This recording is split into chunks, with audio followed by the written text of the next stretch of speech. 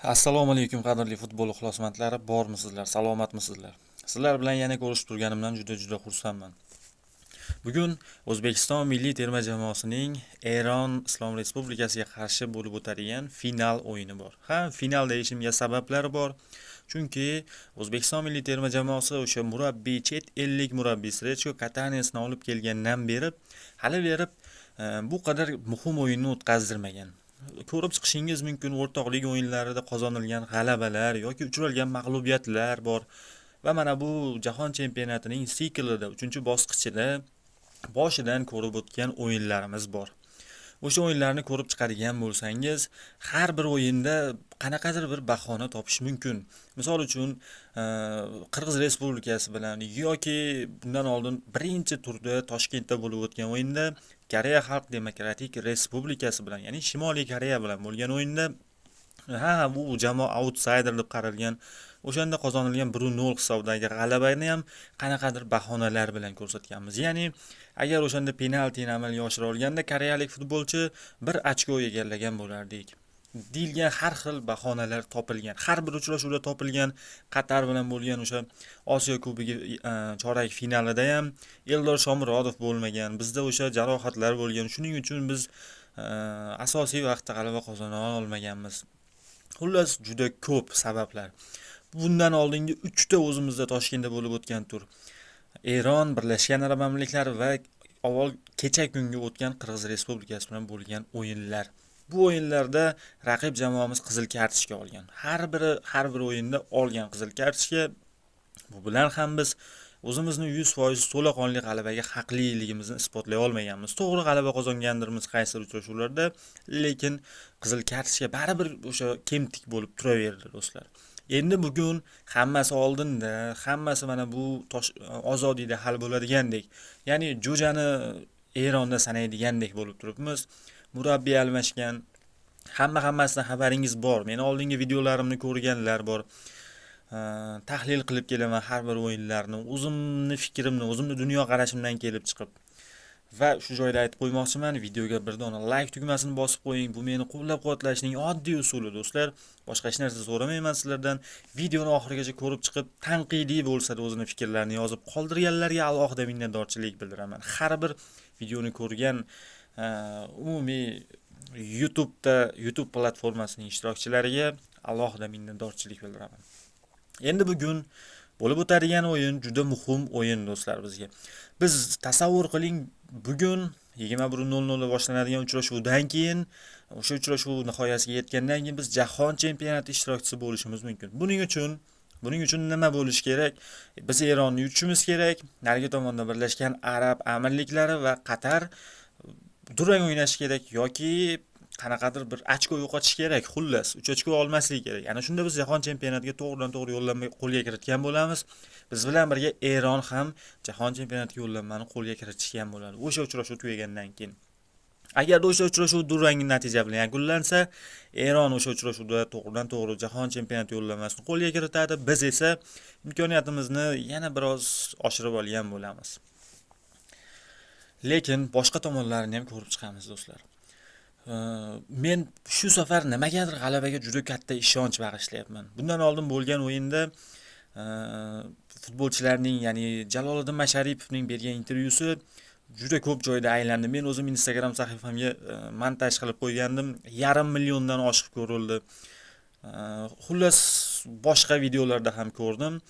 Ya'ni ko'p narsani ochib bergandek bo'ldi Jaloliddin Masharipov. Hozir mana shu joyda aytib ketaman, esimdan chiqib qolmasidan, boshqa mavzuga o'tib ketmasimdan. Xullas o'sha intervyuni ko'rganlar bor, ya'ni o'sha paytda siz sariq kartochka olishingizdan oldin nimalar o'tdi xayolingizda? Endi siz keyingi uchrashuvni o'tkazib yuborasiz. Afsuslandingizmi deganda, men o'zim ana shu ishni yiqilayotganimni o'yladim. Bekor qildim shu ishni dedim. Lekin kech bo'lgandi keyin deb aytib o'tdi. Aynan shu narsa ko'p narsani ochib beradi do'stlar. Ya'ni o'sha bizning jamoada ruhshunoslar deymizmi, o'sha psixologlar yo'qligini bildiradi. Ya'ni murabbiyning alohida bir ko'rsatmalari yo'qligini bildiradi bu narsa o'zi aslida. Ya'ni sen nima o'zing 100% o'zingga ishonmasang yiqilma u joyda. Yoki umuman simulyatsiya ishlatma, nima keragi bor? Agar o'sha joyda Jaloliddin Masharipov yiqilishni o'rniga yana bir qadam oldinga tashlanganda darvozabon bilan birga bir vaziyatga chiqib borayotgan edi. Xullas, mana shunaqa zo'r vaziyat yo'qqa chiqdi va bir zo'r futbolchimizdan, yaxshi futbolchimizdan, foydali futbolchimizdan ayrildik. Bitta o'yinga o'sha diskvalifikatsiya qilindi, ya'ni ikkita sariq kartochka endi Jalol o'tkazib yuboradi. Bundan xabaringiz bor. Keyin yana bir muhim ma'lumotni yetkazildi. Boshqa podkastda bo'ldi bu. 90 ming degan o'sha podkast minut, ya'ni u yerda Alisher Uzoqov yoki boshqalar bilan birgalikda Jaloliddin Masharipov gapirib o'tdi. 78-daqiqada adashmasam Jaloliddin Masharipov zaxiraga olindi, o'rniga Akmal Mazgavoy tushdi. Va zaxirada o'tirgan paytida unga Hojimat Erkinov yaxshi ham qizil kartochka bo'lib qoldi debdi. Jaloliddin Masharipov o'sha paytda qanaqa qizil kartochka xabari bo'lmaganligini aytdi. O'sha podkastda ochig'i men hayron qoldim do'stlar. Keyinchalik o'yin tugagandan keyin keyin almashtirish xonasida Eldorga qizil kartochka bo'lgan ekan, xabaring bormidi desa, Eldorning ham xabari bo'lmagan ekan, hattoki qanaqa qizil kartochka deb Eldor ham hayron qolibdi. Men hayron qolgan joyim do'stlar, o'sha oraliqda, ya'ni tanaffus paytida 15 daqiqaning ichida Temur Kapadze kirib, nahotki taktikalarni tushuntirmagan bo'lsa, nahotki endi sizlar bir kishi ko'psizlar, mana bunaqa taktikalarda o'ynashingiz kerak. Himoyachilar ham mayli hujumga o'tavering, sizlarga ruxsat, orqada faqat Husanov qolsin, Husanovning o'zi kifoya deb nahotki bir taktikalarni tushuntirmagan bo'lsa, tushuntirgan bo'lsa ham, nimalarnidir gapirtirgan bo'lsa ham, nahotki bir futbolchi o'ziga o'shani Temur Kapadzening, bosh murabbiyning gapirgan gaplarini o'ziga vazifa o'laroq olmagan bo'lsa. Bu narsa juda ham hayron qolg'uli va odamni biroz o'sha hadiksratuvchi ma'lumot bo'ldi Masharipov tomonidan. Va yana Husanov haqida hozir gapirdim. Futbol Plus'da gapirishdiki, qayoqdagi yo'q jurnalistlar undan intervyu olishyapti yoki uni qanaqadir bir bayramlarga chaqirishyapti dedi. Mayli, bu futbolning bir qismi do'stlar. Futbolning bir qismi shunaqaki, o'sha yoshligimizdan film ko'rib katta bo'lganmiz hammamiz. Chet el filmlarida ko'rasiz, o'sha jurnalistlar bir-biri bilan poyga o'ynashadi. O'sha qaysidir bir yangilikni, xabarni qaysi nashr birinchi chiqaradi yoki qaysi sayt birinchi yoritib beradi. Shu bo'yicha poyga o'ynashadi. Jurnalistlar bir-birini ustidan tepalab o'tib ketadi. Shu zamon bizda ham aynan endi yetib kelyapti do'stlar. Ya'ni 10 ta zo'r jurnalist yetishib chiqishi uchun 1000 ta jurnalist ishlashi kerak, 1000 ta jurnalist atrofda izg'ib yurishi kerak. Ya'ni o'shalar ichidan xalq tanlab oladi. Kim zo'r, kim yaxshi, kim saviyali, xalqning o'zi ajratib olaveradi do'stlar. Futbolchilarda ham xuddi shunaqa. 12 ta bir jamoa tuzilishi uchun 1200 ta futbolchi nariga tomonda trenirovka qilib yurish kerak yoki butun bir hayotini futbolga bag'ishlagan bo'lishi kerak. Mana shunaqa ishlaydi bu tartib-qoida. Shunchalik ko'p urug'lar ichidan o'sha keraklisi unib chiqqandek, bu ham xuddi shunaqa. Shuning uchun bunga u qadar katta e'tiroz bildirmaslik kerak. Endi do'stlar, Eron milliy terma jamoasida bir futbolchi sariq kartochkasi bor edi, ya'ni hozir Muhammad Mohebi ismi esdan chiqib qoldi, uzr. Muhammad Mohebi sariq kartochkasi bor. Bundan oldingi o'yinda Qirg'iz Respublikasi bilan bo'lgan o'yinda sariq kartochka olgan, kecha esa Birlashgan Arab Amirliklari bilan bo'lgan o'yinda ikkinchi sarig'ini oldi. Diskvalifikatsiya bo'ldi u. Deyishdi, men ko'rib chiqdim. Ochig'i uning o'sha Qirg'iz Respublikasi bilan bo'lgan o'yinda sariq kartochkasini topa olmadim. Agar men ko'rgan nashrda u chiqarilmagan bo'lsa, albatta. Ya'ni chiqqan bo'lganda men ko'rgan bo'lardim yoki rostdan ham bor, men to'liq ma'lumot ola olmadimmi. Xullas aytmoqchimanki, Mohebi tushadimi, Tarimiymi, Azmunmi yoki o'sha kelmayotgan Rizoyanmi, xullas hammasi umuman aytmoqchimanki aloqasi yo'q. Bu qaysi futbol tushishi mumkin o'sha kuni, qaysi futbolchi tushmasligi mumkin. Bizda ham xuddi shunaqa. Jalol tushadimi yoki Husniddin yo'q bo'ladimi? Hojimat tushmasligi mumkin.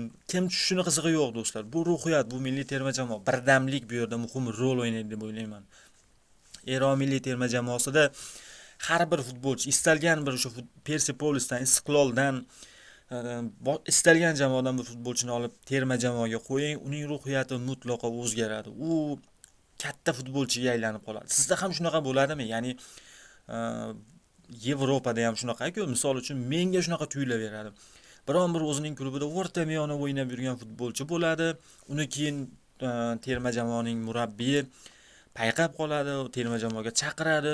O'sha turnirning eng yorqin futbolchisi bo'lib ketadi. Sizlarda ham shunaqa tuyulganmi? Biror marta bo'lgan bo'lsa kommentariyada yozing. Men shunaqa futbolchilarni ko'rmayman. Bizda ko'rmayman. Oldindan katta shaxs bo'lib kelishadi, nomlar kelishadi, Shomurodov deyiladi yoki Masharipov, Shukurov deyiladi. Terma jamoaga kelib qanaqadir kichik futbolchiga aylanib qolishadi. Shu narsa meni ko'p o'ylantiradi. Bu ruhiyat bilan bog'liq bo'lsa kerak deb o'ylayman. Va yana bir narsa borki, mana shu safar bugun bo'lib o'tadigan o'yingacha menda Eron umuman hayajon degan narsa bo'lmadi. Ya'ni biz Eron bilan o'ynab shunaqa bosqichga yetib keldikki, endi Eron bizni umuman hayajonlantirmayapti, umuman tashvishga solmayapti Eron.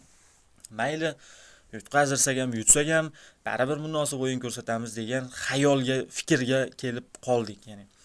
Demoqchimanki, menda bor, qaysidir bir muxlisda bo'lishi mumkin, boshqa futbolchilarda ham bo'lishi mumkin. Eng muhimi shu narsa. Qo'rqmasdan tushish, mayli Ozodiy bo'lsin, mayli 100 ming muxlis qarshisida bo'lsin, mayli Eron bo'lsin, biz qo'rqmaymiz, biz o'z kuchimizga ishonamiz, biz bugun g'alaba qozonamiz deb tushilsa, men ishonamanki, Eron terma jamoasi bilan jismoniy ko'rsatkichlarimiz deyarli bir xil. Faqat o'sha ruhiyat bilan bog'liq muammolarimiz bor. Hattoki texnikal tomonlama futbolchilarimiz yuqori turadi Erondan. Bizda o'zi azaldan texnika jiddiy e'tibor ostiga olingan, texnikali futbolchilarimiz juda ham ko'p bo'lgan, lekin jismoniy tomon biroz bizni qiynab kelardi va mana so'nggi yillarda jismoniy tomon ham Osiyoning istalgan jamoasi bilan teng keladigan darajaga yetib chiqdi. Faqat o'sha ruhiyat masalasini, jamoaviylik masalasini to'g'rilab olsak bo'ldi, do'stlar. Bugun men ich-ichimdan nimagadir ishonyapman g'alabaga, nimagadir ich-ichimdan ishonyapmanki, narigi tomonda parallel uchrashuvlarda Koreya va Qirg'iz Respublikasi o'z raqiblaridan, Qatar va Birlashgan Arab Amirliklaridan nimagadir ochko olib qo'yadigandek shu safar, do'stlar. Mayli ular ochko olmasin yoki ochko olsa o'zlari uchun bizga umuman hisob-kitoblarni aloqasi bo'lmasligi kerak. Biz bugun kamida durang natijani qayd etishimiz kerak yoki g'alaba qozonishimiz kerak, lekin shunisi aniqki, durang natija uchun maydonga tushmaslik kerak. O'yinni ko'rsatish kerak. Eron bugun ishonavering yo'ligini tashlaydi bugun. Eron bugun bor kuchi bilan harakat qiladi.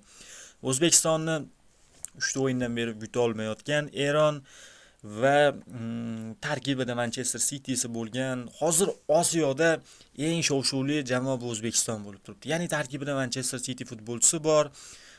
Juda ham ko'p o'sha mashhurlik darajasiga erishgan futbolchi bor. Bunaqa jamoaga qarshi istalgan jamoa o'zini ko'rsatishga, istalgan futbolchi o'zini ko'rsatishga harakat qiladi. Qirg'iz Respublikasida ham ko'rdikki, o'sha Husanovni yelka tirab uchirib yubormoqchi bo'lgan bir himoyachini ko'rdik. Xullas, har bir futbolchimizga qarshi har bir raqib jamoaning futbolchisi o'zini ko'rsatishga harakat qiladi. Yakka kurashlarda yutib chiqishga harakat qiladi. Biznikilar jamoaviylik orqali bundan chiqib ketishlari mumkin. Xullas, bugun ruhiyatni ko'taring, do'stlar. Bugun g'alaba bizniki bo'ladi. Bugun bizniki bo'ladi bu natija. Durang bo'ladimi, g'alaba bo'ladimi, baribir biz plus bilan qaytamiz ortga. Ishonavering, do'stlar. Videoga like tugmasini bosib qo'ying, o'zingizni ehtiyot qiling. O'yindan keyingi video bilan sizlar bilan gaplashamiz. Salomat bo'ling.